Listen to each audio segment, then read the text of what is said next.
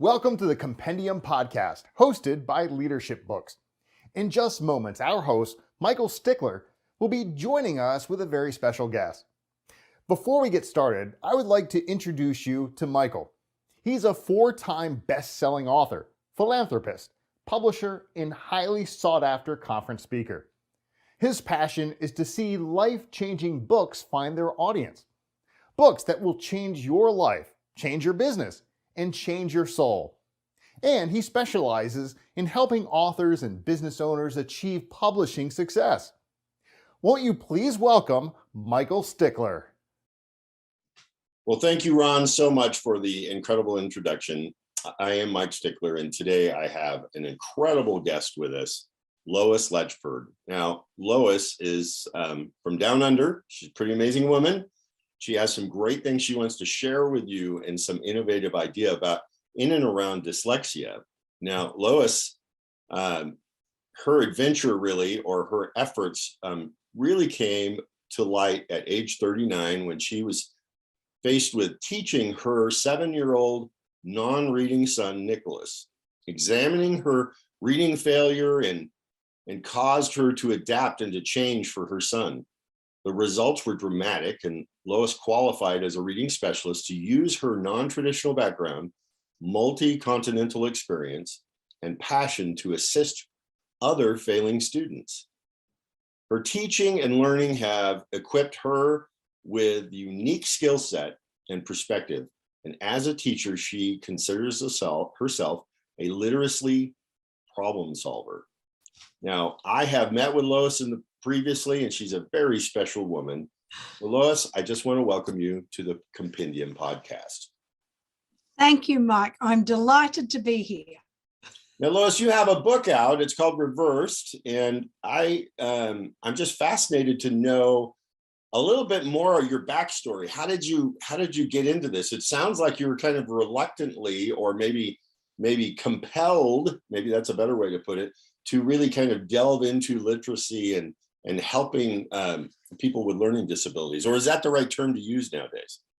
I think that's the right terminology. Yes, you're right. I did not choose this field at all. In fact, I think I was thrown into a flooded river. Okay. And it's sink or swim for me and for my son. My son was 7 years old when I took him on. He had failed first grade, and the failure happened from day one. And the teacher, I spoke to her and I said, how's he doing in the first week of school? And she just threw up her hands and said, well, I don't know how I'm going to cope with him this year. He's so far behind. And when a child starts so low, the child is in trouble and the prognosis is dire. And in fact, I sent him to school every day that year. He wet his pants, bit his fingernails, and I didn't know the teacher shouted at him every day, and he was isolated in the lunchroom. At the end of the year, he gets tested, and the testing reveals he can read 10 words, he's got no strengths, and he's got a low IQ.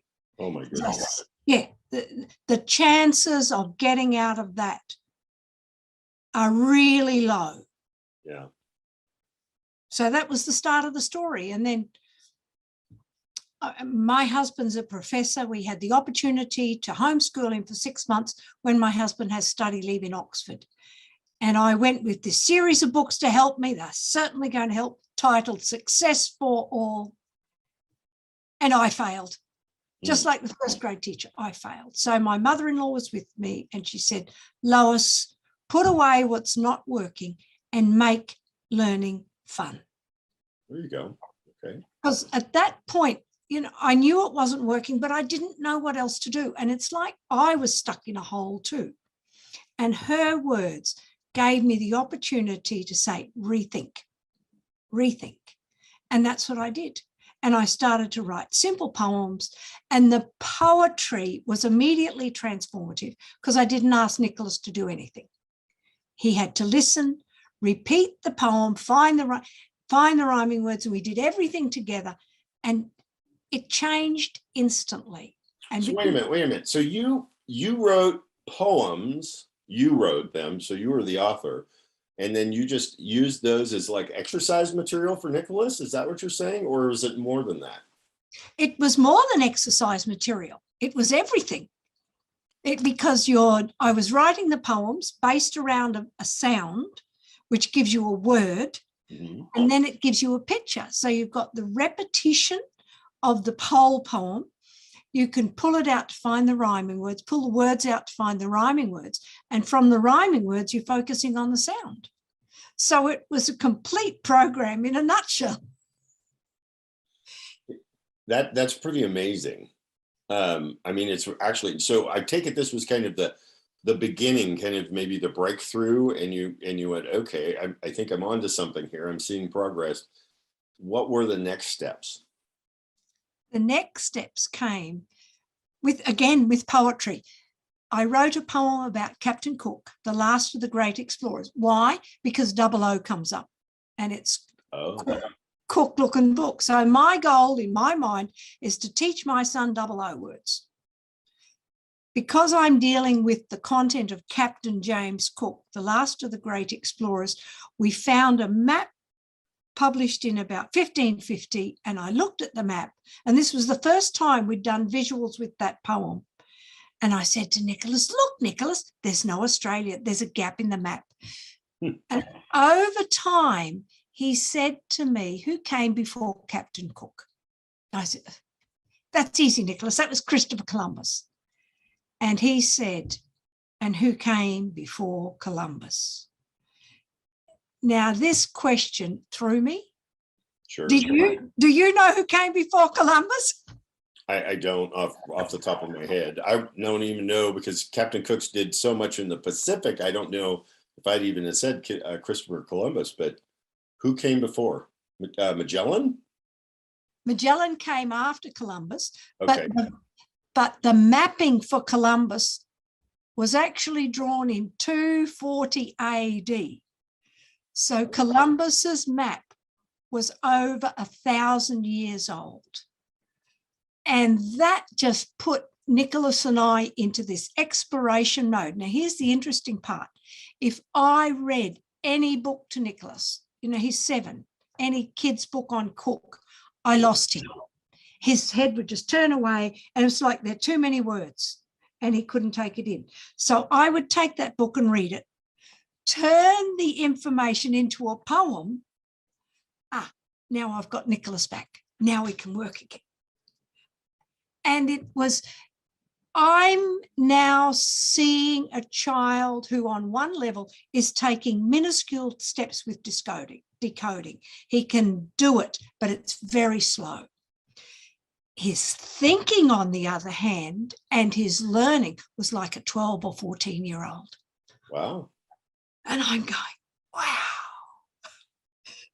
And the teaching changed.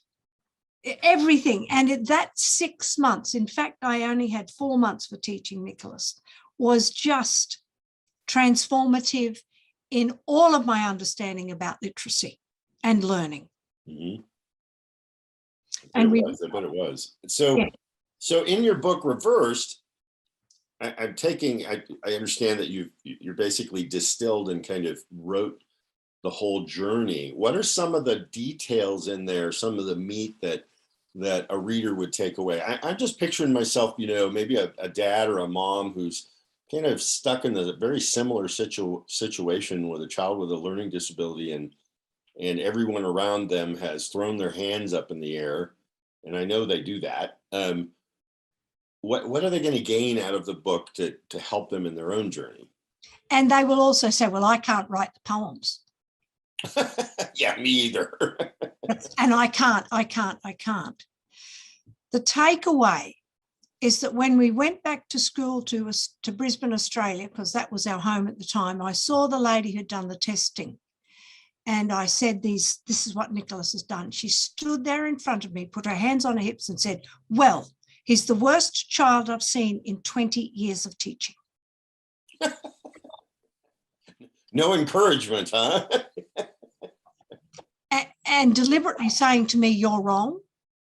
And they set up a power struggle. And when someone says something like that to me, I can't say anything.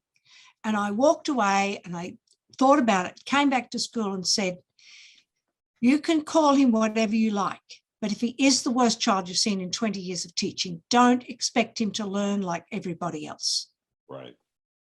And that was critical for me to then continue to change the teaching method. So what do I want parents to take away? When you are told your child can't, come back and say, well, we know that, but what can we do and what are we going to do to get this child to read? Because we know he can learn, therefore he can learn to read. So what are we going to do about it? That's amazing. That's great. So inside of the book, when you know, because I really want people to grab a hold of this and be equipped with that, what are we gonna be able to utilize? What are, I don't know, the 5 key aha moments maybe? That literacy is far more complex than is portrayed. Mm-hmm. That's the first. That our children speak the words we're trying to teach them. That has to be a strength. Okay.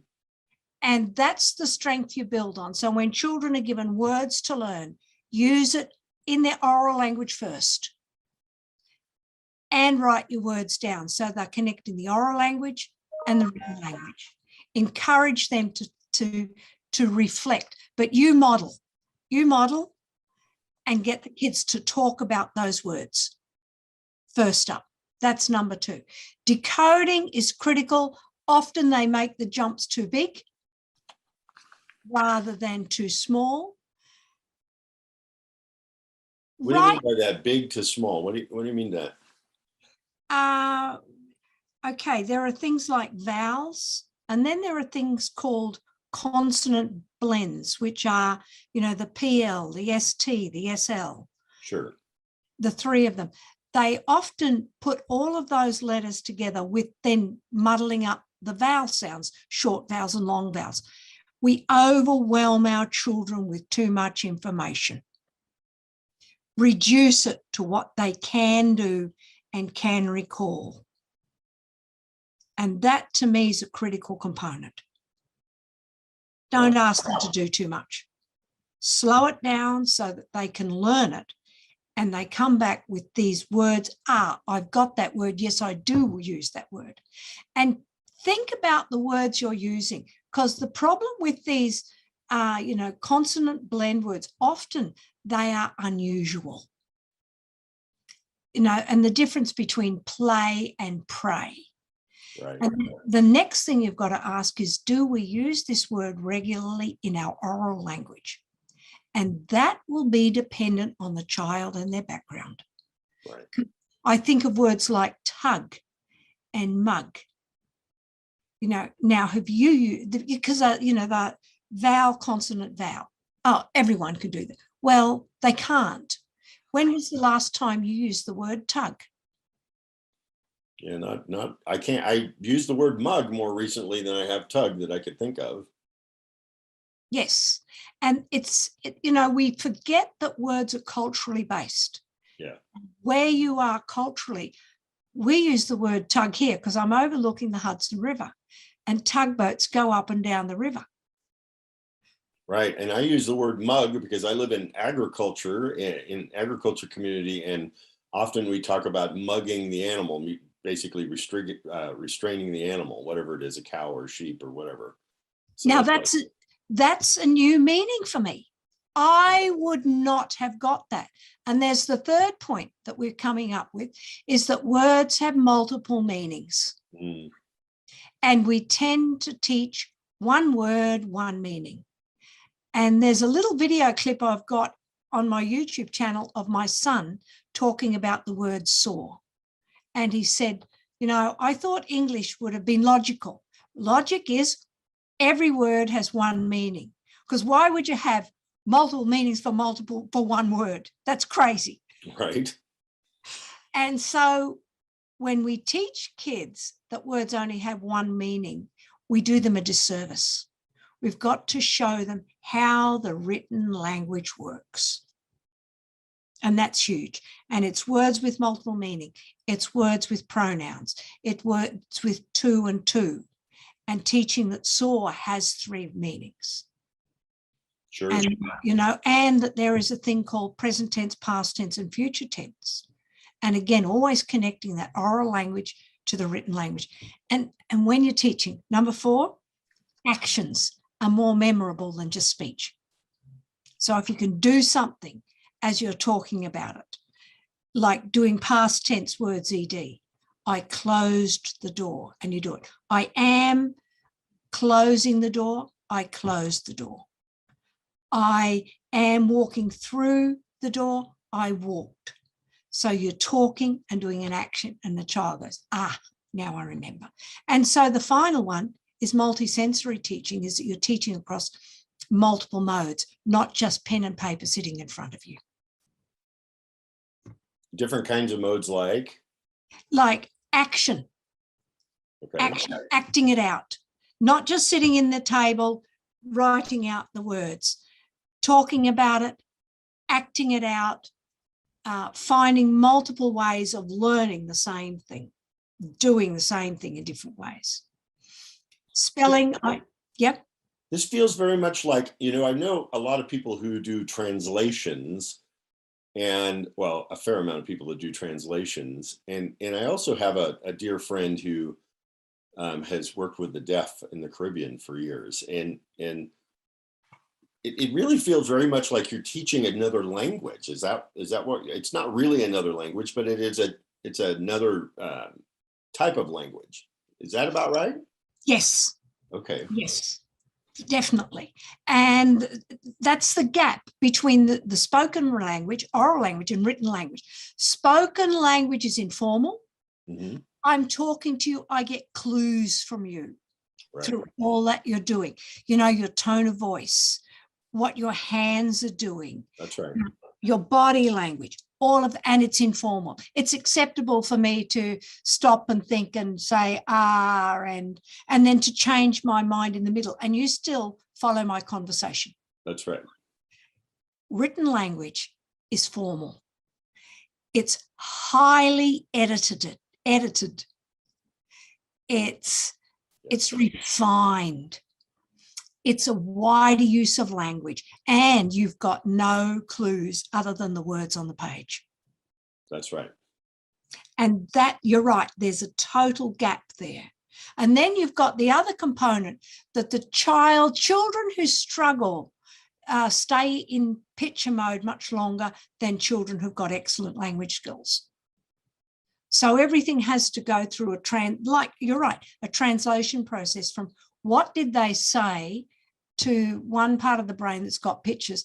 Now it's in pictures. Now it's got to go back to the language component, find the right words in the brain, put them in the right order, now to actually physically speak them. It's a process in a child like Nicholas that you can physically see. Yeah. Yeah. When I talk about translators, the ones that I know are really taking tribal languages and archaic languages and helping them get it into a written word or written form, and then translate other literature, whether it's in English or Latin or whatever, and bring it back into their language. And it's fascinating to listen and to how they do it. And they use a lot of auditory learning processes to help the people, and demonstration, like you say, demonstration and different, they have different mediums to a certain extent, but yeah, it's fascinating what you're saying. You really are talking about teaching a child, not just their auditory language, but a whole nother kind of language that doesn't come easy for them. That's right. Yeah, that's really fascinating. I always like to ask the authors at this point, what did you discover about yourself or learn when you were writing a book, or, tell me a little bit that's not in your book, Reverse, that was key for you. Well, I'm dyslexic. And the problem with that is really the lack of practice you have leading up to writing a book. So that was a problem for me. And I knew I had a phenomenal story. Right. That my son had lived, or we had lived. And so the first time I wrote it, the first 6 months, I just wrote, and it was terrible. No one would have read it. Right. And I needed a young editor to sit with me and show me how to write and edit my work and have me practice with her support. Right. And positive reinforcement's critical in writing, because it's very easy to shut down people who've struggled. Yeah, it is. And say, well, it's just not good enough. You're right, it's not good enough. I know that. But what are you going to do to help me? And if you praise, the praise that you receive, Lois, this is a brilliant ending. This is fantastic. It encourages you to try again. Yes. And that's a takeaway for parents working with children. Praise everything they do that is right, because we put ourselves down so quickly and we know we can't do it, and we need the support from everyone else to say, you're okay. I mean, it moves me to tears now because we shut people down so quickly. Yes. Yeah, we need to listen a lot more and understand what people are going through before we make a fast judgment and shut them down. I really relate to that. I know that in the pre-interview, you and I shared with you that I was dyslexic as a child, and back in the 60s, and I had a real struggle reading and kind of getting caught up and stay up with the class. And my fourth grade teacher, she asked me to stand up and read in front of the class, and I struggled with it. And she looked at me and said, "Sit down, you can't read." And it's funny how in fourth grade, here I am 61 years old now, and that old tape wants to tempt me over and over again to say, I can't do this. Even though I'm a 4-time best-selling author, and I speak all over the world, I still get that from time to time, right when I'm about to read especially in front of people. And I don't, I like to give her grace and think, well, she just didn't understand in those days what was going on with children, or that this was an issue or whatnot. But still, those things become very lasting, old tapes. Language is insidious. It flies into our brain and it sticks there in unusual, unpredictable ways. Yeah, that's a good way to look at it. Mm. So your book, Reversed, it's out now. Tell us a little bit about what you're doing and how we can help you get the word out about what you're doing in these times. My story hasn't finished. And my learning hasn't finished, because after I talked to my son when he was 30, I realized then that he was actually traumatized from his experience in grade 1, which I had never acknowledged. So from there, I've done podcast series, When Learning is Trauma, where we speak to people like you and others who are far more damaged through the schooling process. And we speak to experts to say, this is what you've got to do to reduce the trauma or help people deal with trauma. So that's ongoing. The second is I've written a reading program for teaching students with dyslexia to encourage the love of learning and teaching children to read. Excellent. From all of my experiences. And I'm working on a couple of more books. One is When Learning is Trauma, and the other one talks of my latest student who was 16 years old when he came to me and could not read a sentence. The title of that at the moment is Failed, because the school system failed him. The public school system, the private school system, and tutors all failed him.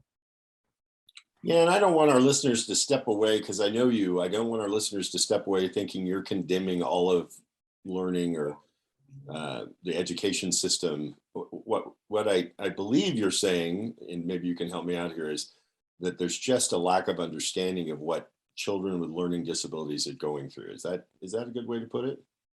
Absolutely. There's a lot of brave teachers out there doing lots of great things, and yet it's awful hard to take on, to understand what everyone's going through. Yeah. So I thank you. I'm just so thankful that you have taken the time to slow it down and taken your story in reversed and just really helped will help all the readers to understand what these children are going through and how you can help them overcome it. Lois, I appreciate you being here today so very much. I hope the listeners hear just what an outstanding woman you are, and how you're making a difference in the world. You can get Lois's book by clicking on the link right below, or maybe it's up above. I'm not really sure, but it's on this page somewhere. So make sure you click on that link and pick up a copy of her book.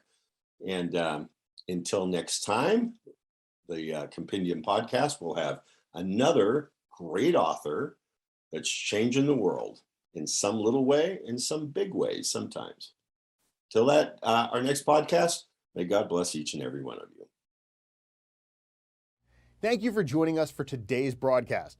I do hope you enjoyed it as much as I did. And be sure to visit us online at leadershipbooks.store. There you'll find the works of some of the finest thought leaders today. And be sure to tune in here each week to gain even deeper insights from one of those leaders on the Compendium Podcast.